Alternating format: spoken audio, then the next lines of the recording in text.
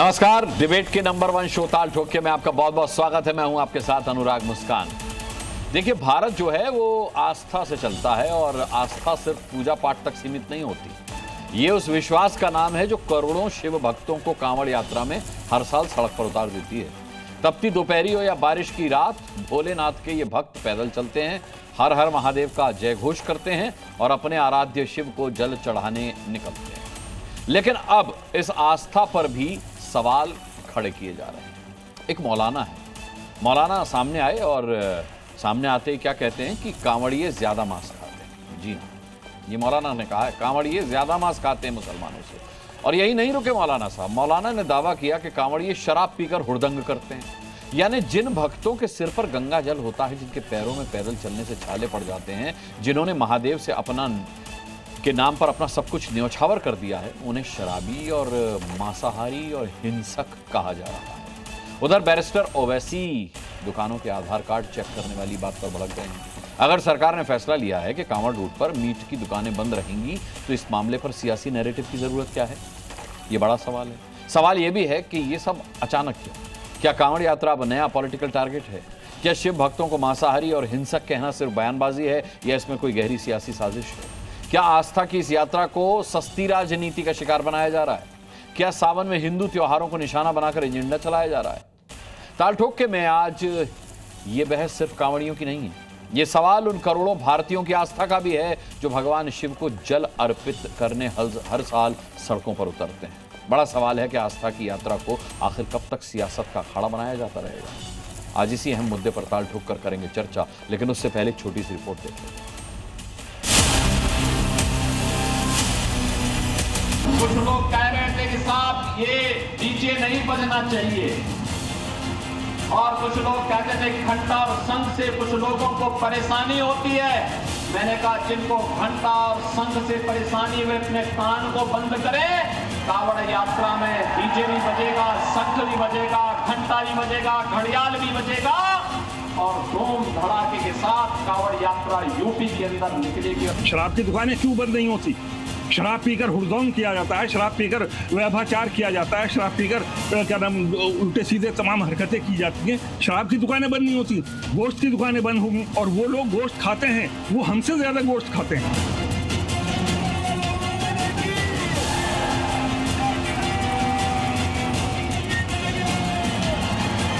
परिवार के लोग चले गए दुकान पर, जाकर कहा कि तुम्हारे पास नाम क्या है? उसने कहा नाम से क्या मतलब?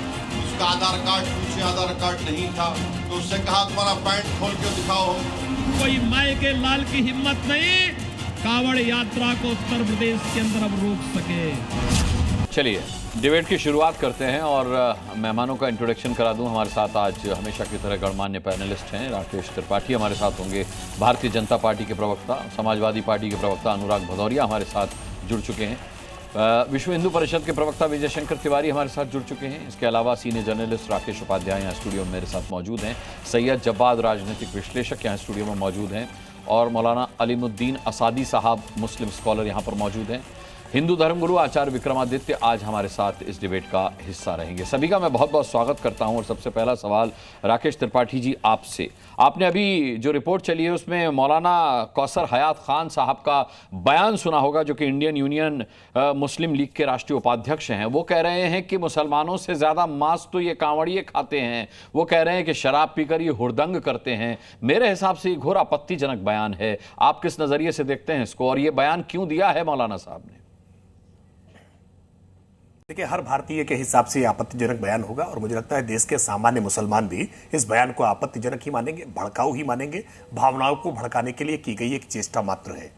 ये मौलाना जानबूझकर के इस तरह के बयान देकर के अपने आप को सुर्खियों में लाना चाहते हैं और जो एक सामाजिक ताना बाना है, जो एक शांति की व्यवस्था है, इसको बिगाड़ने की एक चेष्टा करना चाहते हैं। क्योंकि सावन का पवित्र महीना शुरू होने जा रहा है और कांवड़ यात्रा पूरे धूम धड़ाके के साथ होगी, ऐसा उत्तर प्रदेश के मुख्यमंत्री ने स्पष्ट तौर पर कहा है। उत्तर प्रदेश के अलावा उत्तराखंड और बिहार, जहां पर यह कांवड़ यात्रा निकलती है, इन राज्यों ने भी बहुत बृहत्तर तैयारियां इस कांवड़ यात्रा को लेकर के प्रारंभ की हैं। कैसे इसमें विघ्न डाला जाए, याद करिए सतयुग में, त्रेता युग में और द्वापर युग में जब जब ऋषि महर्षि कोई यज्ञ किया करते थे ना, तो कुछ आसुरी शक्तियां होती थी जो लाकर के उस यज्ञ कुंड में अस्थियां लाकर के डाल दिया करती थी। कैसे उस यज्ञ को प्रभावित किया जाए, कैसे उसको रोका जाए, यही आसुरी प्रवृत्तियां इस कलयुग में अपने बयानों की इस तरह की आहुतियां डालती हैं। बयान ला करके डाल करके कैसे उसको यज्ञ को खंडित कर दिया जाए, कैसे इस वातावरण को बिगाड़ दिया जाए, कैसे सुख शांति चैन अमन चैन को बिगाड़ दिया जाए, इसकी चेष्टा करते हैं। लेकिन ऐसे लोग सावधान रहे, कानून का कठोर डंडा ऐसे लोगों के पीछे कब उनको अपनी गिरफ्त में ले लेगा इसका उनको शायद अंदाजा नहीं है,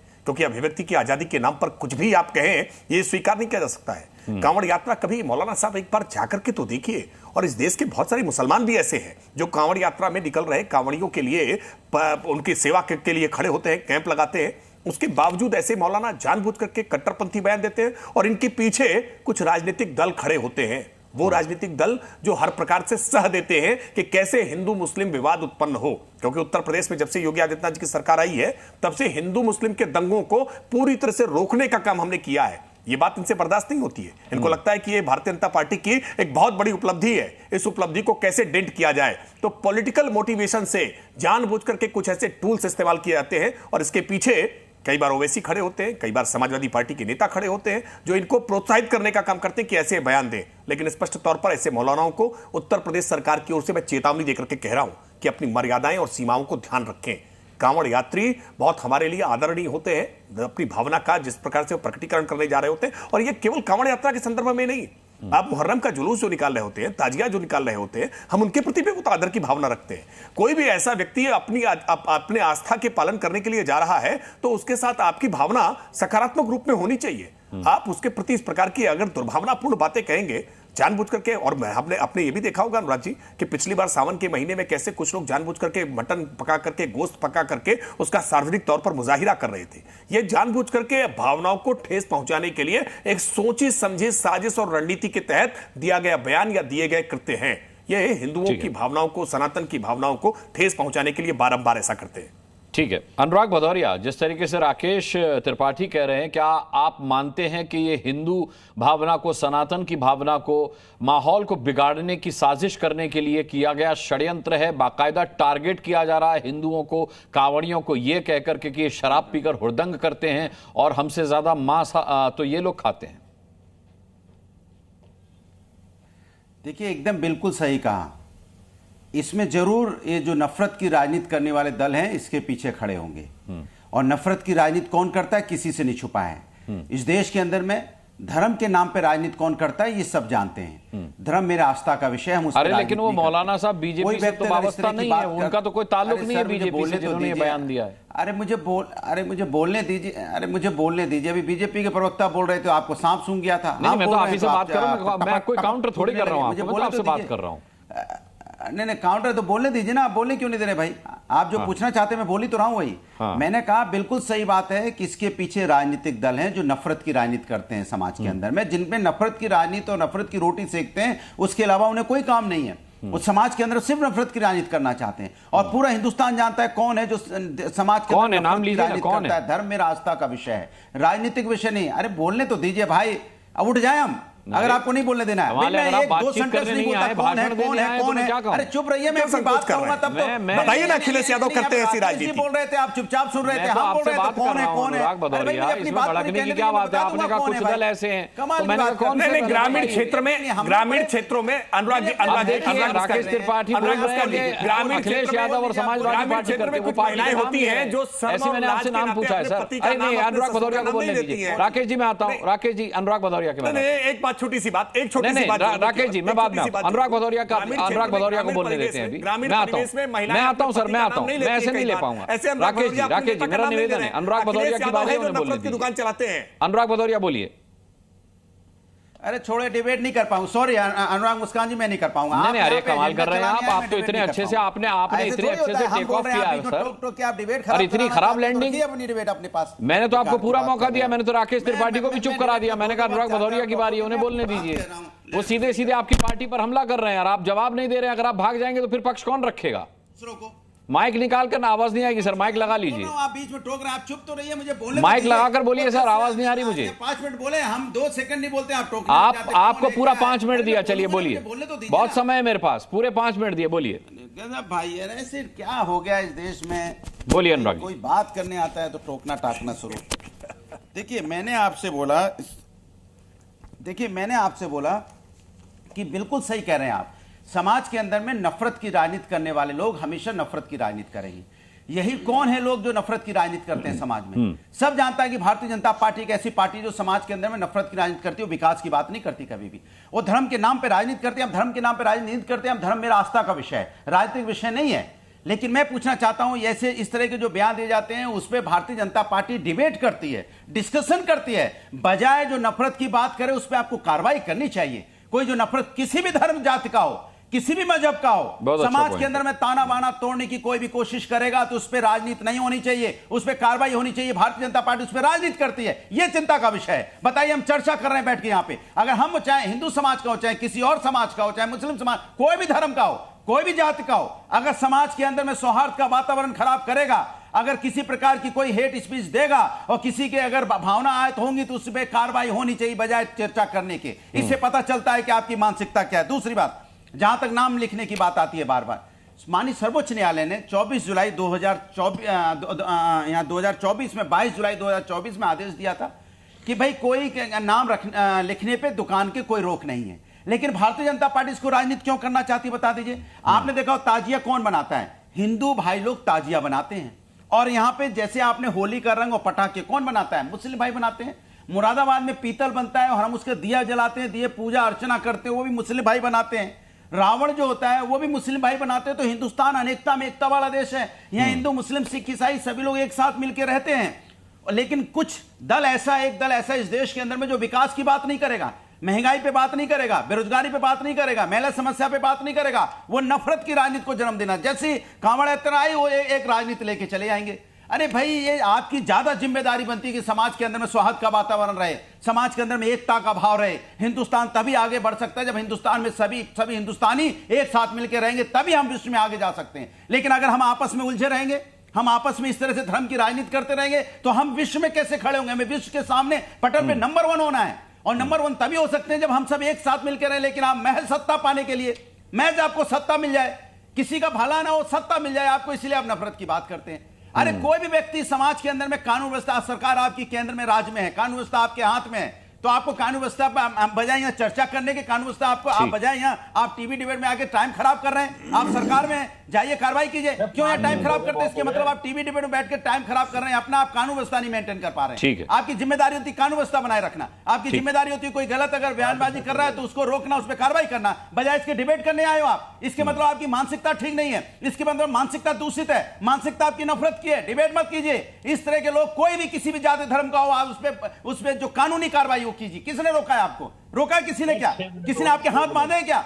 इसके मतलब आप करना नहीं चाहते हो, इसके मतलब चर्चा करना चाहते हो, माहौल बनाना चाहते हो। चर्चा आपके लिए ज्यादा इंपॉर्टेंट है, कार्रवाई आपके लिए इंपॉर्टेंट नहीं है। ठीक है, देखिए वादे के मुताबिक अनुराग जी 5 मिनट मैंने आपको दिए बिना रोके टोके, और हमेशा एक रहेगा। ठीक है, आप हंस रहे हैं राकेश त्रिपाठी। सवाल बड़ा गंभीर है अनुराग भदौरिया का कि ऐसे लोग जो जातीय वैमनस्य फैला रहे हैं, धार्मिक वैमनस्य फैला रहे हैं, उन्हें ऐसा करने कौन दे रहा है? उन पर कानूनी कार्रवाई क्यों नहीं हो रही है? उनके बयानों को लेकर के राजनीति कौन कर रहा है? ये बड़े गंभीर सवाल है। देखिए अनुराग भदौरिया ने एक लंबी स्पीच दी है और उनको किसी ने इंटरप्ट नहीं किया है। मैं उम्मीद करता हूं वो भी पूरी बात को सुनेंगे।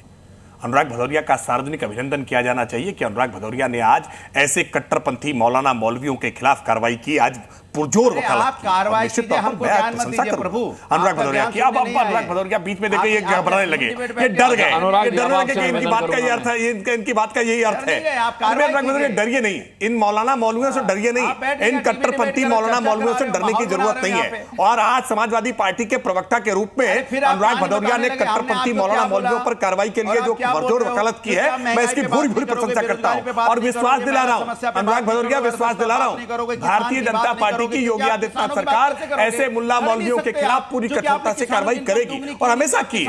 इसलिए लेकिन हमेशा आप मातम मनाया करते थे, लेकिन आज शायद हो सकता है पार्टी आपसे पूछ के ना आए हो, बिना पूछे चले आए हो, अभी डांट पड़ेगी मुझे लगता है, इसलिए चिल्लाना शुरू कर दिया। अब अनुराग भदौरिया देखिए चिल्लाना शुरू कर दिया। ये जानते हैं कि अब इनको पार्टी ऑफिस से डांट पड़ेगी, क्योंकि आज इन्होंने कट्टरपंथी मौलाना के खिलाफ आज ये बयान जो दे दिया है ना कि इनके खिलाफ कार्रवाई की जानी चाहिए। अब ये कार्रवाई कैसे हो जाए, इससे अब ये घबराहट उनके मन में होने लगी है। अनुराग भदौरिया, मैं आश्वस्त कर रहा हूँ, जी न्यूज के देख रहे दर्शकों को आश्वस्त कर रहा हूँ कि ऐसे कट्टरपंथी मौलाना के खिलाफ समाजवादी पार्टी की अपेक्षा के अनुरूप निश्चित तौर पर कार्रवाई होगी। आप परेशान मत होइए, लेकिन आप हमेशा ऐसे कट्टरपंथी मौलाना को बचाते रहे, आपका ट्रैक रिकॉर्ड खराब रहा है। अब चिल्लाइए मत अनुराग भदौरिया। अच्छा ठीक है, ठीक है सर, ठीक है। सच बात यह है कि ऐसे कट्टरपंथी मौलानाओं के खिलाफ आप हमेशा नरम दिल रहते थे और इसीलिए उत्तर प्रदेश में कांवड़ यात्राओं पर प्रतिबंध लगते थे। जो पूछा रहते थे, सरकार के समय 8 साल से डीजे बजाने की छूट नहीं हुआ करती थी। चलिए, आप लोगों का वाद विवाद भी हो गया, चलिए मैं आगे बढ़ता हूँ। आपकी सरकार को और आप जिम्मेदारी से भाग रहे हो। नहीं, अब ये ठीक है, मैं आता हूँ। अनुराग भदौरिया, राकेश त्रिपाठी जी दोनों के पास आता हूँ, मैं आगे बढ़ता हूँ। अलीमुद्दीन असादी साहब के खिलाफ जो बयान दिया है, मैं इसकी सराहना करता हूँ।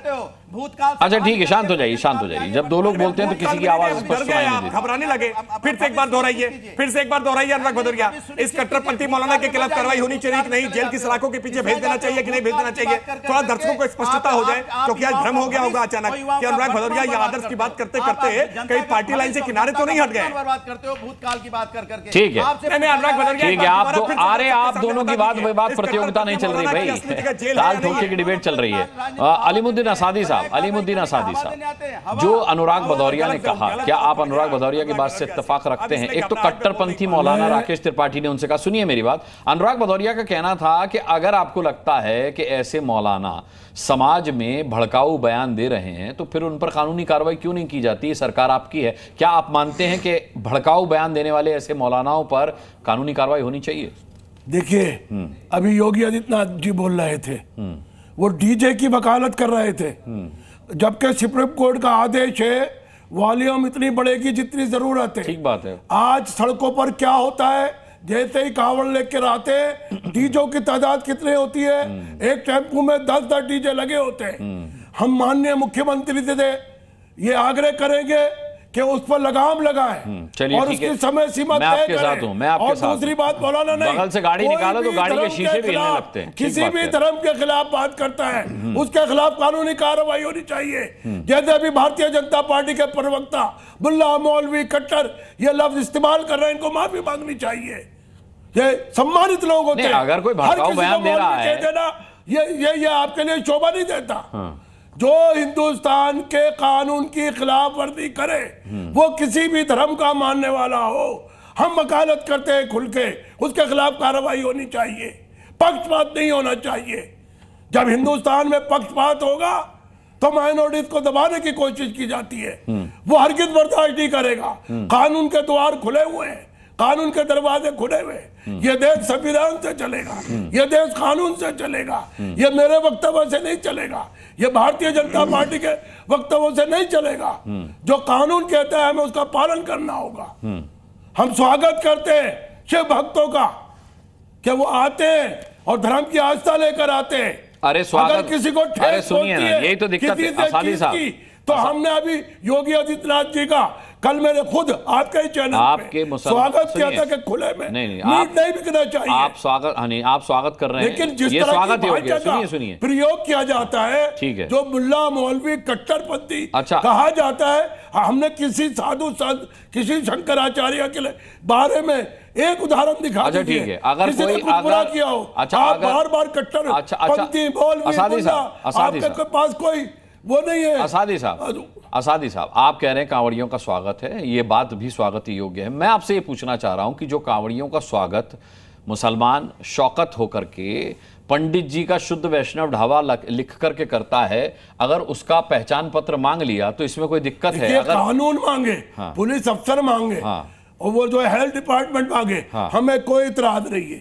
कोई व्यक्तिगत तौर पर हाँ, एक सड़क पर चलता हुआ आदमी है कि अपना शनाख्ती कार्ड दिखाओ, तो ये कानून की खिलाफ वर्जी है। ये अधिकार सिर्फ सरकार को है, सरकार की एजेंसियों का है। अगर वो मांगती है तो हमें कोई आपत्ति नहीं है, कोई एतराज नहीं है। हाँ, लेकिन हर कोई जाके वहां धमबाजी करे, हुल्लड़बाजी करे, डंडा लेकर ऐसा अभी जाए, तक पैंट खुलवाए, क्या ये कानून इसकी इजाजत देता है? अनुराग जी, मैं आपसे पूछना चाहता हूं। नहीं, बिल्कुल नहीं देता। ये हिंदुस्तान की संविधान के खिलाफ नहीं है तो क्या है? बिल्कुल है। हम चाहते हैं कानूनी कार्रवाई होनी चाहिए, कानूनी कार्रवाई होनी चाहिए। विजय शंकर तिवारी जी, फिर आखिर मसला क्या है, फिर आखिर दिक्कत क्या है? सरकार हमारी है, भारतीय जनता पार्टी की। अब सवाल यह है कि अगर कोई भड़काऊ बयान दे रहा है तो हमारी सरकार कार्रवाई क्यों नहीं करती? अगर कोई इस तरीके का कानून हाथ में लेने वाली हरकत कर रहा है तो कानून एक्टिव क्यों नहीं होता? यह सब कानूनी प्रक्रिया के तहत क्यों नहीं होता? यह सब हुरदंगियों के हवाले क्यों हो जाता है? अलीमुद्दीन असादी साहब का सवाल है। देखो, असादी साहब को तो पता है इनके यहाँ हुड़दंग होता रहता है। कौन सा ऐसा त्यौहार है जिसमें हुड़दंग नहीं होता है? हुड़दंग अपने आप इनके यहाँ भी होता है और हुड़दंग यही लोग हमारे त्योहारों में भी करते हैं। आपने देखा होगा कि इनके यहाँ कौन सा हुड़दंग होता है सर? मैं समझा नहीं, पहले तो स्पष्ट कीजिए। पिछले 4-5 साल से एक मिनट मैं बता, मेरी पूरी बात कर लें दोगे तो हो जाएगी। पिछले आप 4-5 साल से देख लीजिए, हम शोभा यात्रा निकालते हैं, उसमें ये हुड़दंग करते हैं, इसमें पत्थरबाजी करते हैं, इसमें गोलीबाजी करते हैं, उनके व्यवधान डालते हैं। और अनुराग जी, ये जो कांवड़ यात्रा है ये तो अद्भुत है। 8 करोड़ लोग, लगभग 8 करोड़ लोग देश भर में कांवड़ यात्रा में जाते हैं। उनमें भाषा, जाति, राजनीतिक पक्ष, सोच कुछ भी विभेद नहीं रहता। आप देखिए ना सड़क पे युवा, बिल्कुल युवा, 8 करोड़ युवा जब अपने पंथ के अनुसार, अपने धार्मिक मान्यताओं के अनुसार पूरी तपश्चर्या के साथ, साधना करते हुए, तप करते हुए इस उत्सव के साथ जाते हैं, तो उन पर किसी प्रकार की इस प्रकार टिप्पणी करना कि ये मांस खाते हैं, सबसे ज्यादा मांस खाते हैं, एक तो ये बहुत अशोभनीय। निश्चित तौर पर मैं भी माननीय योगी जी से कहता हूं कि इन पर कड़ी कार्रवाई करनी चाहिए। दूसरा पक्ष ये आता है, एक बार बीच बीच में कभी कभी ये चर्चा आती है कि नेम प्लेट क्यों? अभी असादी साहब ने कहा कि मैं, कोई हमसे पूछ नहीं सकता है। भाई, जो खा रहा है, जो जा रहा है, उसने देखा है कई वर्षों में कि कैसे सब्जियों में नहीं, उसको अधिकार है, कैसे जो होटल में जा रहा है, खा रहा है, उसको अधिकार है, बने हुए खाने में पेशाब किया जाता है। एक मिनट, असादी साहब एक बार सुन लीजिए। मैं आपके लिए नहीं कह रहा हूं, मैं उन लोगों के लिए कह रहा हूं जो कर रहे हैं। आप उनकी भर्त्सना तो आप मेरे साथ भी करना चाहिए। मतलब ये जो लोगों के मन में आशंका उठी है, जो शंका उठी है, उसका दाता कौन है? उसके पैदा कहां से हुआ है? अगर ऐसा नहीं हुआ होता तो लोगों को मन में ही नहीं था, पहले था ही नहीं। कौन पूछता था? कोई नाम पूछ करके कोई सब्जी नहीं लेता था। आज तो सादी साहब लोग नाम पूछ कर सब्जी लेते हैं। उनको पता है कि थूका मेरे सामने जरूर नहीं, पीछे भी थूका होगा।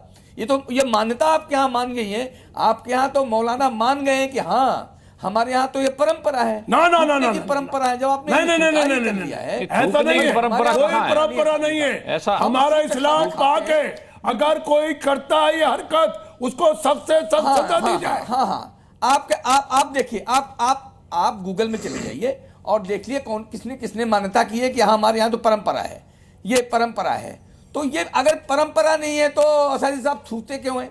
सब्जियों में क्यों थूकते हैं? आपने देखा बाल कटवाते हुए थूक करके बाल काटते हैं। आपने देखा ना, खाना नजर बचाकर खाने में पेशाब करते हुए देखा आपने। कौन सी परंपरा है आपके यहाँ? वो तो एक दो वाकया हर मजहब, हर धर्म में होते हैं, हर व्यक्ति, लेकिन पूरा मुसलमान इसके लिए जिम्मेदार नहीं है। सुनिए साहब, हर व्यक्ति के मन में ये शंका होगी कि मैं नाम पूछकर सामान लूं, नाम पूछकर खाना खाऊं, उसमें आपको चिंता करने कोई बात नहीं है।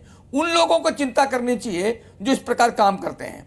अनुराग जी, मेरा कहने का मतलब है कि अभी राकेश जी ने प्रारंभ में ही कहा था कि ये आसुरी शक्तियां होती हैं, हर काल में रही हैं। इनसे हमने तब भी निपटा था, अब भी निपटेंगे।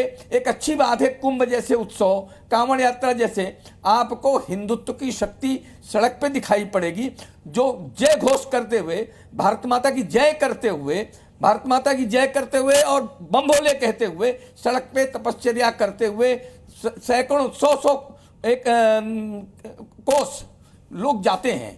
तो मुझे लगता है कि उनका अभिवादन करना चाहिए।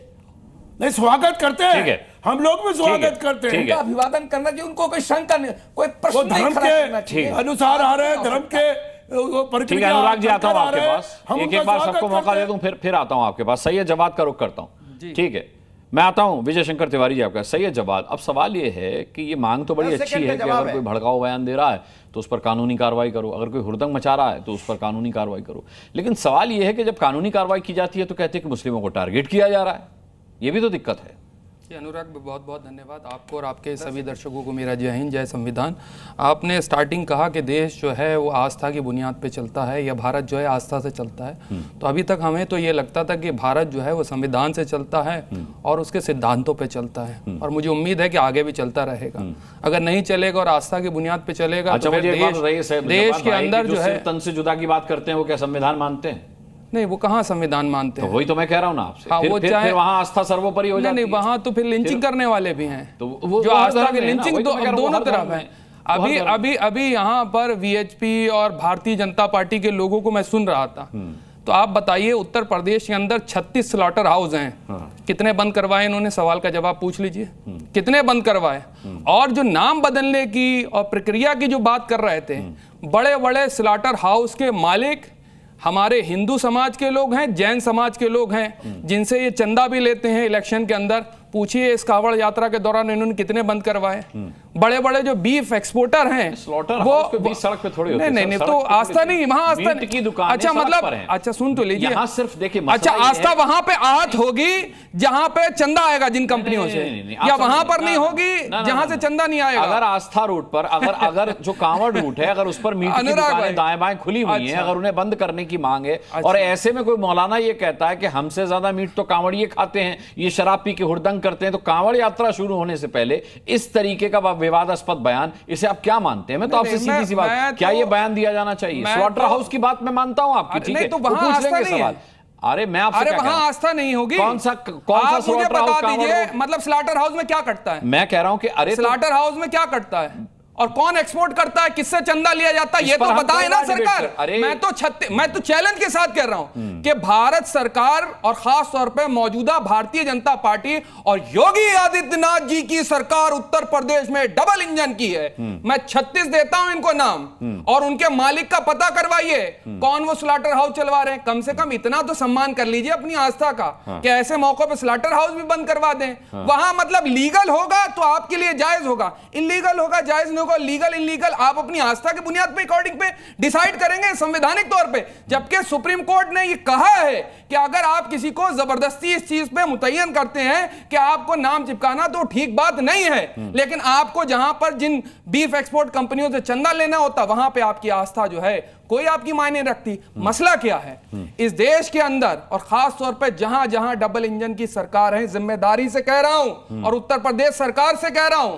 कि यहां के दलितों के साथ, यहां के मुसलमानों के साथ, यहां पे ओबीसी वर्ग के लोगों के साथ सामाजिक तौर पे, आर्थिक तौर पे, न्यायिक तौर पे भेदभाव हो रहा है, जो देश के लिए अच्छी बात नहीं है। वो इसलिए हो रहा है, मैं आपको उसकी 3 नजीरें, एक तो अपना राजनीतिक जो पूरा प्रोस्पेक्टिव और नैरेटिव चलाते हैं उसको फायदा मिलता है। आप बताइए अभी ओबीसी के साथ और दलितों के साथ भी आप जिक्र कर लीजिए, एनसीआरबी के डेटा के अंदर सबसे ज्यादा जुल्म और जाति उत्तर प्रदेश में अगर कहीं हो रही है, वहां के दलितों के साथ हो रही है। उनके आरक्षण के ऊपर डायरेक्ट हमला हो रहा है। आप मुसलमानों की देख लीजिए, लिंचिंग होती है। अभी वाकया सामने आपके पड़े हुए हैं, चाहे मध्य प्रदेश के अंदर देख लीजिए, चाहे उत्तर प्रदेश के अंदर देख लीजिए, क्या हो रहा है। दलितों के ऊपर जो है पेशाब कर देते हैं, और अब तो यह भी होने लगा है कि लोगों की चोटियां भी कटने लगी हैं। वो वक्त दूर नहीं है कि भारतीय जनता पार्टी की कुछ लोग पूंछ काट लें और फिर जो है बिलबिलाते घूमे और चिल्लाते घूमे। ये भी वक्त हम देखेंगे। उसका उदाहरण मैं बार बार दे रहा हूं। धमकी दे रहे नहीं, ये तो जनता, मैं तो कह रहा हूं संवैधानिक तौर पे,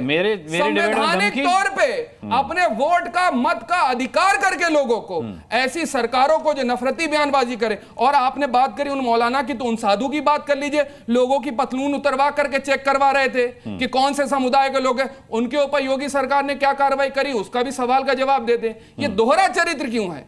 ये हमने पहली बार नजीरें नहीं देखी हैं, ठीक है, इसकी नजीरें तमाम भरी पड़ी हैं। ठीक है, जवाब और देश को अगर आपको आगे बढ़ाना, फिर मैं कह दूंगा ट्रम्प साहब नाराज हो जाएंगे, तो फिर जो है भारतीय जनता पार्टी को तकलीफ होती है। ट्रम्प पर स्पष्टीकरण आ चुका है, सरकार ने इसीलिए मैं कह रहा हूं, इसीलिए मैं ट्रम्प को बीच में नहीं लाते। नहीं, मैं इसीलिए कह रहा हूं देश को आगे बढ़ाना है। उत्तर प्रदेश का चल रहा है और आप अमेरिका को ले आए। नहीं, अरे फिर मैं तो बात करूंगा ना आर्थिक नीतियों पर। हो सकता है ट्रम्प साहब कुछ सैंक्शन लगाने जा रहे हैं। आपने डबल इंजन की सरकार पर बड़ा जबरदस्त हमला बोला है, उस पर जवाब जवाब ले लेता हूं राकेश त्रिपाठी से। तो नाम बता दें कब है स्लॉटर हाउस के मालिकों के नाम बता दें हमको, चलिए बता दिए, 5 के नाम बता दीजिए, 5 के नाम बता दीजिए। नाम बदल करके चला रहे हैं और उत्तर प्रदेश में चला रहे हैं, 5 के नाम बताएं और कब बंद करवा रहे हैं और उनसे कब चंदा लेना जो है आप बंद कर रहे हैं। मैं चैलेंज के साथ कह रहा हूं, भारतीय जनता पार्टी प्रवक्ता को बताएं।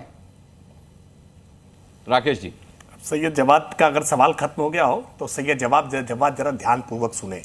क्या है, एक पूरे बयान में भी सैयद जवाद ने एक बार भी ये नहीं कहा कि ये मौलाना ने जो कंवड़ियों के संदर्भ में ये टिप्पणी की है ये गैर वाजिब है, ये नहीं की जानी चाहिए थी और इसकी ये निंदा करते हैं। इसका मतलब मौलाना सैयद जवाद जैसे लोग ऐसे लोगों को खाद पानी देने का काम करते हैं, ऐसे लोगों की बैकिंग करने का काम करते हैं, पहली बात। दूसरी बात, सैयद जवाद ये कह रहे हैं कि स्लॉटर हाउस कहीं चल रहा है। स्लॉटर हाउस अगर कहीं मानकों को पूरा करते हुए चल रहा है, देश में नॉन वेजिटेरियन खाने वाले हैं, इस बात से कोई इनकार नहीं कर सकता है। और नॉन वेजिटेरियन खाने वाले लोग नॉन वेजिटेरियन खाएं, इस पर कोई आपत्ति भी नहीं है। जिसको नॉनवेज खाना है वो नॉनवेज खाए, जिसको वेज खाना है वो वेज खाए। लेकिन अगर कांवड़ मार्ग पर नॉन वेजिटेरियन की दुकानें खुले में बेचे जाने से बिल्कुल रोकी जा रही है तो निश्चित तौर पर इसको माना जाना चाहिए ना। अगर इस बात को लेकर के प्रावधान किए गए हैं कि तीर्थ स्थल हो या कांवड़ के कोई मार्ग हो, उस मार्ग पर मदिरा का सेवन नहीं होगा, मदिरालय उस मार्ग पर नहीं खोले जाएंगे, इसका स्वागत करना चाहिए। लोगों की भावनाओं को ध्यान रखना चाहिए, लोगों की भावनाओं को जानबूझ करके चिढ़ाने का प्रयत्न नहीं करना चाहिए। और किसने स्लॉटर हाउस खोल रखा है, किसने स्लॉटर हाउस नहीं खोल रखा है, आप करो ना सूची सार्वजनिक। आप क्यों परेशान हो रहे भाई? किसी को स्लॉटर हाउस, क्या आप चाहते हो कि खाली ये सैयद जवादी से स्लॉटर हाउस चलाए? अरे स्लॉटर हाउस नियम पूर्वक तरीके से कोई चलाना चाहता है तो नियम पूर्वक चलाएगा, लेकिन ये बड़े पैमाने पर जो पैरेलल इकोनॉमी सैयद जवाद के बंधु बांधवों ने खोल रखी थी ना, जो इनके मासी के लड़के ने, इनके फूफू के लड़कों ने खोल रखी थी ना, वो बंद हो गई है। इसीलिए पीड़ा बहुत है और इसीलिए चाहते हैं कि लीगल तरीके से अगर कहीं पर कोई धंधा चल रहा है तो उसको बदल करके कैसे इलीगल धंधे में ले आए। असलहे की दुकानें अभी भी शहरों में होती हैं, लीगल तौर पर होती है, लीगल तौर पर असलहे का लाइसेंस मिलता है, बंदूकों का लाइसेंस मिलता है, बंदूकें खरीदी जाती हैं। लेकिन जवाद साहब तो चाहते हैं कि नहीं, वो जो असलहे की दुकान है उसको बंद करा दीजिए और ये इलीगल कट्टों की फैक्ट्री चालू करा दीजिए, जो इनके समाजवादी पार्टी के अखिलेश मतलब लीगल तरीके से होगी तो आस्था समाजवादी पार्टी का नहीं हो सकता। 10 सेकंड बिल्कुल होगा, लीगल और इलीगल हमेशा देखा जाएगा। इस बात की बुद्धि का विस्तार आपके अंदर होना चाहिए कि किसी पुलिसकर्मी के हाथ में बंदूक का होना और किसी अनऑर्गेनाइज्ड सेक्टर में बंदूक का होना, दोनों में अंतर क्या होता है? अर्थव्यवस्था की बैकबोन है जिसको आप लगातार टारगेट कर रहे हैं अपने चंद उद्योगपति मित्रों के लिए। अनऑर्गेनाइज्ड सेक्टर ही भारत की रीढ़ है जो अर्थव्यवस्था को मजबूती देती है। आपको क्या नफरत है? आप व्यवस्था अनऑर्गेनाइज्ड सेक्टर के बहाने आप अपराध को बढ़ावा देना चाहते हैं। आप चाहते हैं अवैध तरीके से कारखाने चलते रहे, अवैध तरीके से गोवंश को काटा जाए, सरवाई आती है। मोहम्मद जवाद जो रोजमर्रा जो है अरे सैयद जवाद, आपकी हिम्मत है, मैं चुनौती देकर कह रहा हूं, हिम्मत है कि हाजियों के संदर्भ में कोई टिप्पणी कर सकते हो? कांवड़ यात्रियों के संदर्भ में अपमानजनक टिप्पणी को आप बैकिंग करने का काम कर रहे हो। हिम्मत है कि कभी हाजियों के संदर्भ में कोई अपमानजनक टिप्पणी बर्दाश्त कर लो कि जो लोग नीतियां हैं मित्रों। अच्छा, जो बड़ी बड़ी कंपनियां हैं जो घर घर मीट पहुंचाती हैं, जो बड़ी बड़ी कंपनियां, उनसे आपको कोई आपत्ति नहीं है। अब आप आस्था की बुनियाद पर नहीं करेंगे, उनको फायदा देने के लिए अनुराग भाई मैं जिम्मेदारी से कहना, अनऑर्गेनाइज्ड सेक्टर पर गहरी चोट भारतीय जनता पार्टी कर रही है और उन उद्योगपतियों को फायदा पहुंचाने के लिए काम कर रही है जिनसे ये चंदा वसूल। ठीक है, आचार्य विक्रमादित्य, सवाल यह है कि क्या ये एंटी सनातनी एजेंडा है, और अगर ये एंटी सनातनी एजेंडा है तो इसको चलने क्यों दिया जा रहा है और कौन चला रहा है? दोनों सवाल। देखिए, सबसे पहले तो अनुराग जी, इस डिबेट के अंदर कितनी कितनी भ्रांतियां फैलाई गई हैं, सबसे पहले तो वो समझने की आवश्यकता है। पहले तो एक मौलाना साहब का बयान आपने डिबेट में आरंभ में दिखाया कि ये खाते हैं, वो करते हैं, वो करते हैं। इस विश्व में कितने आतंकवादी संगठन हैं? ये टॉप 100 में देख लो। यही इल्जाम असादी साहब आप पर भी लगाते हैं। हाँ जी, असादी साहब यही आरोप आप पर भी लगाते हैं। अरे टॉप आतंकवादी संगठन तो आपके ही है भाई। टॉप 100 एक नहीं 100 लिस्ट देख लेना, उसमें से एक भी किसी और ऑर्गेनाइजेशन मिल जाए तो वहां किसी को दिक्कत नहीं होगी। तो टॉप आतंकवादी संगठन आप ही के हैं, आप ही में अनरेस्टलेस है। और ये सारा खेल जो है ना जन्नत का है, जन्नत का। अरे हाथ हिलाने से कुछ नहीं होने वाला। ये क्या ले आते हो जन्नत और दोज़ख? डिबेट की तरह करो। कौन जन्नत की हूर का खून दिखाकर, सपना दिखाकर कौन कहां बदला है, उस पर डिबेट कीजिए, अनुराग भदौरिया जी ने तो आज ऐसी कलम तोड़ दी है कि उसको कहना ही क्या। उन्होंने कहा कि बयान कहां आते क्या आते हैं। मैं पढ़ रहा था कि बयान हमारे अखिलेश यादव जी का जो बयान है, अंडर द टेबल किसका बयान है भाई साहब? कौन आग लगा रहा था? उसके बाद मठाधीश और जहाकारिया माफिया अखिलेश यादव जी का बयान था, महाराज मैं कौन आग लगा रहा था, वहां आपको दिक्कत नहीं दिखाई, वहां कोई बोला दिखाई नहीं देता। गौशाला से जिनको दुर्गंध आती है, एंटी हिंदू दुर्गंध, गौशाला से दुर्गंध, गाय से दुर्गंध आने वाला बयान। और तो और इनकी पार्टी के एक व्यक्ति है जो कहते हैं ब्राह्मण क्षत्रिय चोर है। अरे आतंकवादी कौन है, कौन गर्दन काट रहा है, वो इनको कहना याद नहीं आता, लेकिन ब्राह्मण क्षत्रिय चोर है वो कहना आता है। अरे कांवड़ यात्रा एक इतनी शुभ यात्रा है, हिंदू बनाता है अपने आनंद से परमात्मा का भजन करने के लिए, अपना संपूर्ण कर्म समर्पण करने के लिए साधना रत होकर पैदल चलता हुआ मीलों तक, किलोमीटरों तक जाता है, आस्था के साथ, विश्वास के साथ, और उसके ऊपर फेंके जाते हैं, स्वागत करते हैं, उसके ऊपर फेंके जाते हैं गंदा नाली का पानी। हम स्वागत करते हैं, हमारे घर के बाहर स्वागत करते हैं, कैंप लगाते हैं नहीं लगाते हैं मुसलमान, जाफराबाद में लगाते हैं नहीं लगाते हैं, ये धार्मिक मामला है, सियासत में मत फेंकते हैं, हड्डियां फेंकते हैं, पूरे वीडियो अवेलेबल है, कौन फेंकता है, यहाँ बैठ के झूठ बोलते हैं मौलाना, सफेद है, इधर की बात मत कर। अरे आपके मौलाना, आपके लोग क्या है, लोगों को धर्म भ्रष्ट करने के लिए यहाँ पर पेशाब मिला के खिलाते हैं, पेशाब मिला के खिलाते हैं, पेशाब मिलाकर जूस के अंदर बेचते हैं, उनका दिमाग वो भूल जाते हैं, बोलते हैं आप जैसे सफेद दाढ़ी वाले लोग, मैं उनको मौलाना भी नहीं कहता, वो गलत लोग हैं, सफेद दाढ़ी वाले आतंकवादी जो है, जो ऐसी सोच रखते हैं वो गलत है, हम जन्म करते हैं, और राजनीतिक सरपरस्ती देने वाले इनको राजनीतिक कोर्स सीखना चाहते हैं, वो उनको हवा देते हैं, धोखनी पे धोखनी, धोखनी पे धोखनी हवा दिए जा रहे हैं। अरे गलत को गलत कहा होता है ना, करोड़ों व्यक्ति जा रहे हैं आस्था का पालन करते हुए, उनको अपनी आस्था का पालन करने की आवश्यकता नहीं है, लेकिन गाली देने के लिए बैठे हैं हिंदुओं को, ब्राह्मणों को, क्षत्रियों को, विभाजन की राजनीति करते चले जा रहे हैं, विभाजन करके इस देश को तोड़ना चाहते हैं। मैं कह रहा हूं यहाँ पर एक बात समझ में आ जानी चाहिए, ये अंग्रेजों से भी ज्यादा खतरनाक है, अंग्रेजों से ज्यादा खतरनाक है, जिस प्रकार की राजनीति, गंदी राजनीति। ठीक है आचार्य विक्रमादित्य, मैं लौटता हूं आपके पास। ठीक है आचार्य जी, मैं लौटता हूं आपके पास। राकेश उपाध्याय जी का रुख करूं उससे पहले अनुराग भदौरिया जब विघटन की राजनीति की बात कर रहे हैं आचार्य विक्रमादित्य, तो अखिलेश यादव का भी नाम ले रहे हैं, कह रहे हैं अंडर द टेबल पैसा लेने की बात कही है, धर्म गुरुओं पर इल्जाम लगाया और यह संगीन इल्जाम है, यह सनातन पर हमला है।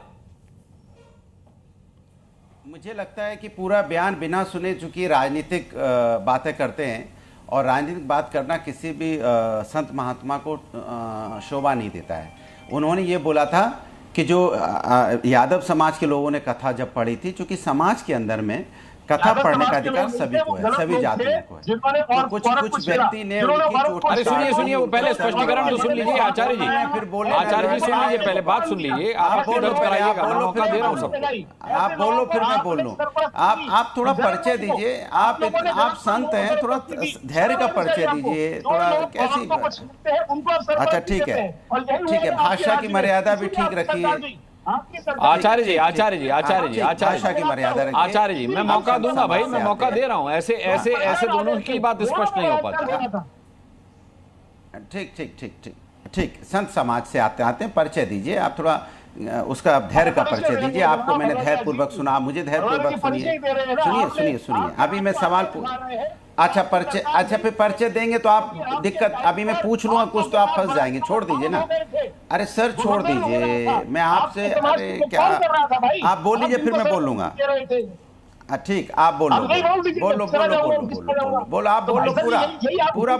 बोलो, मैं एक ही सवाल पूछूंगा आपसे, आप सब बोलो फिर एक ही सवाल पूछूंगा। चलिए आपका मन है कि मैं आपसे कुछ पूछ लूं, अच्छा चलिए तो रुक जाओ, तो मैं बोल तो रहा हूँ। अच्छा आचार्य जी मैं निवेदन कर रहा हूँ भाई, रुक जाइए, इनका जवाब रुक जाओ, मैं पूछ रहा हूँ। आचार्य विक्रमादित्य रुक जाइए, अनुराग भदौरिया का जवाब पूरा होने दीजिए। राकेश उपाध्याय देखिए पूरे धैर्य के साथ अक्षरधारी का इंतजार कर रहे हैं भाई, ऐसे थोड़ी चलेगा। इनको अनुराग भदौरिया संक्षिप्त में जवाब दीजिए।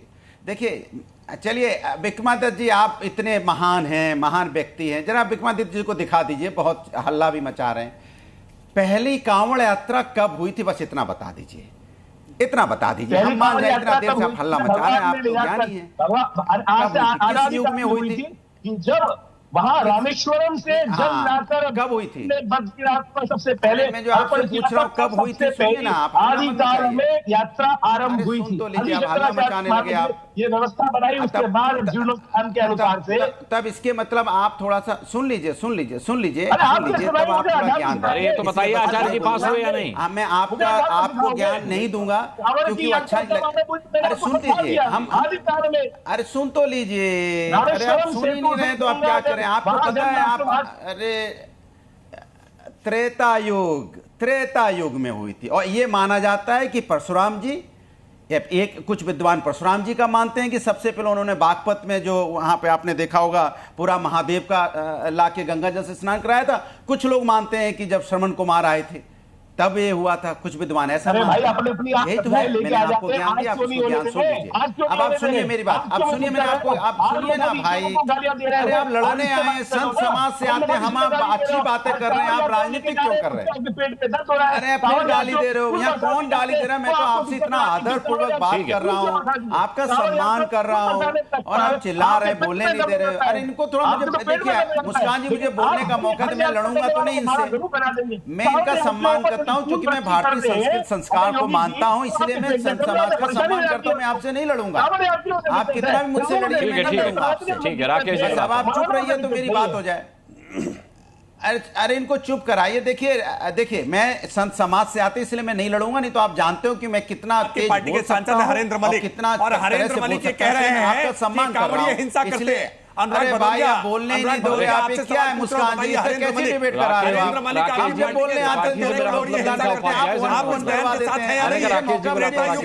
बोलने का मौका दीजिए। मैं राकेश त्रिपाठी जी, आपके लिए राकेश उपाध्याय जी की बात कर रहा हूं, आप उसके बयान की निंदा करते हैं। अच्छा मैं आता हूं राकेश त्रिपाठी जी, आता हूं राकेश उपाध्याय जी। अरे मुझे बोलने दो। जिस तरीके से अब धर्म को, चाहे वो कोई भी धर्म हो, जिस तरीके से धर्म को टारगेट किया जा रहा है दूसरे धर्मों के द्वारा और राजनीतिक एजेंडा चलाने के लिए, दोनों ही नरेंद्र मलिक के बयान पर, कितना दुर्भाग्य है।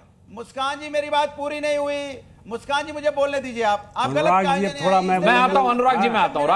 राकेश जी का थोड़ा सम्मान रखिए, बहुत देर से सबको सुन। देखिए इस देश में दिक्कत जो है राजनीतिक दलों ने पैदा कर दी।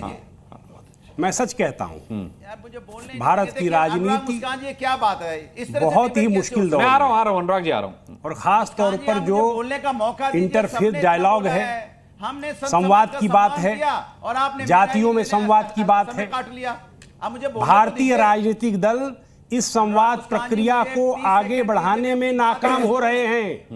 ये बात मैं भारतीय जनता पार्टी के लिए भी कह रहा हूं, कांग्रेस के लिए भी, समाजवादी पार्टी के लिए भी, और हमारे धार्मिक संत महात्मा मजहबी नेता ये भी उस संवाद प्रक्रिया को कहीं न कहीं डिरेल कर रहे हैं, वो भी आगे नहीं बढ़ा रहे हैं। ये बड़ी मुश्किल है। काम चलेगा। मुझे समाजवादी नेता डॉक्टर राम मनोहर लोहिया की याद आती है, क्योंकि इन्होंने बड़ा प्रश्न किया कब कांवड़ शुरू हुआ। अरे पहले ये बताइए कि डॉक्टर राम मनोहर लोहिया ने अयोध्या में रामायण मेला क्यों शुरू किया?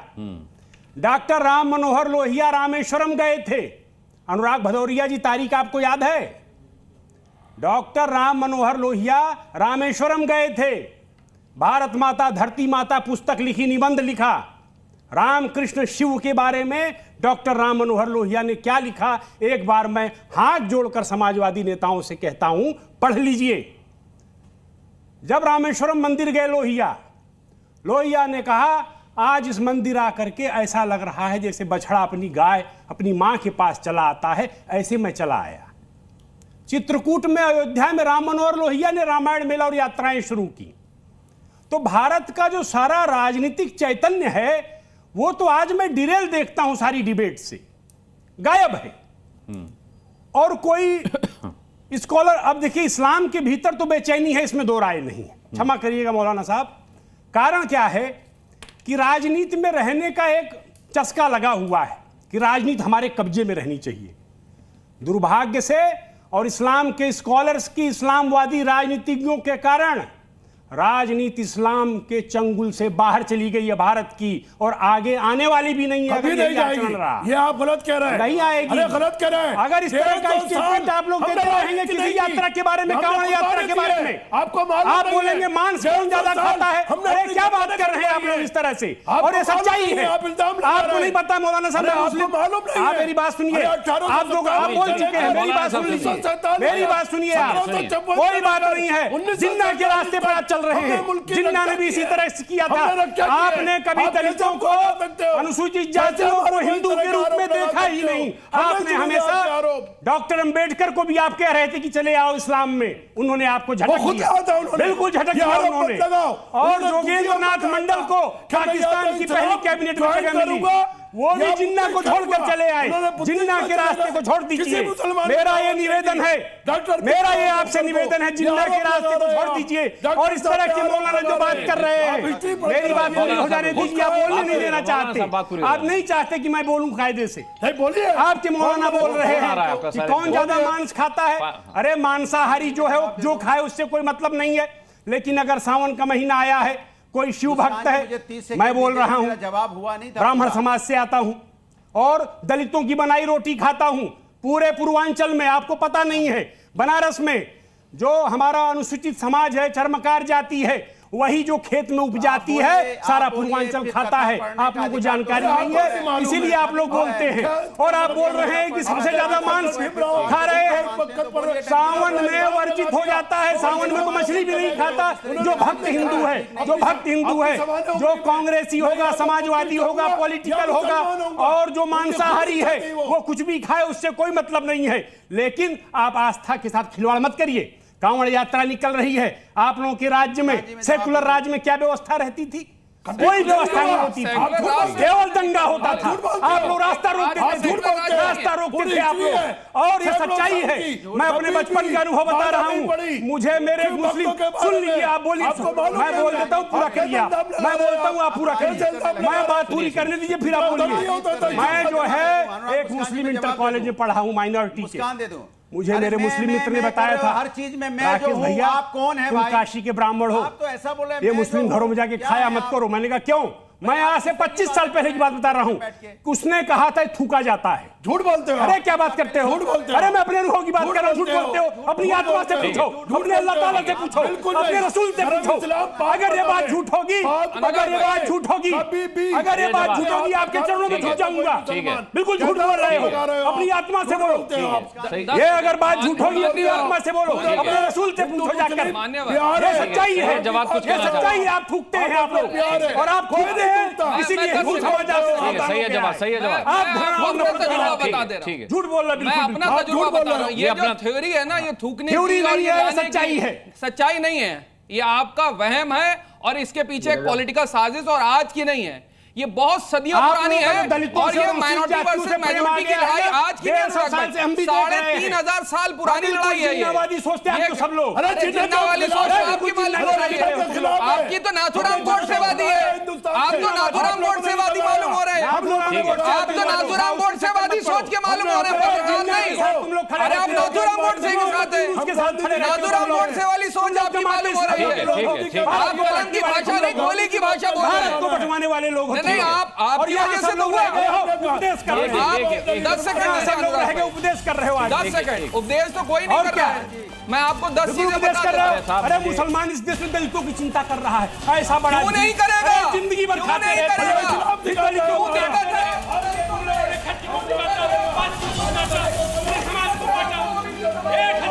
ठीक है, ठीक है, ठीक है, ठीक है, ठीक है, ठीक है, ठीक है। दुर्भाग्यपूर्ण है ये बेहद दुर्भाग्यपूर्ण है। जब बुद्धिजीवी लोग, एक मिनट सुनिए, जब बुद्धिजीवी लोग, अरे मेरी बात सुनिए, जब बुद्धिजीवी लोग इस तरीके से द्वंद्व करेंगे तो फिर आम जनता के बारे में क्या कुछ कहा जाए। लेकिन आप डिबेट देख रहे हैं, आप जानते हैं, और मैं हमेशा मानता हूं कि जनता जनार्दन जो है वो बहुत समझदार होती है। बस आपकी समझदारी की ही जरूरत है हिंदू मुसलमान को समझने के लिए, समाज में व्याप्त हर वैमनस्य को समझने के लिए, कौन फैला रहा है उसे समझने के लिए, और कौन इसे दूर करेगा और कैसे करेगा उसे समझने के लिए। सिर्फ और सिर्फ आपकी समझदारी ही जिम्मेदार है। समझदारी से काम लीजिएगा। इसी अपील के साथ सभी पैनलिस्ट का बहुत बहुत धन्यवाद करना चाहता हूं आज की डिबेट में शामिल होने के लिए। आप सभी दर्शकों का बहुत बहुत धन्यवाद ताल ठोक के देखने के लिए। कल शाम 5 बजे फिर एक मुद्दे के साथ ठोकेंगे ताल, पूछेंगे सवाल। तब तक के लिए अपना बहुत बहुत ख्याल रखिएगा। मुझे अभी के लिए इजाजत दीजिए। नमस्कार।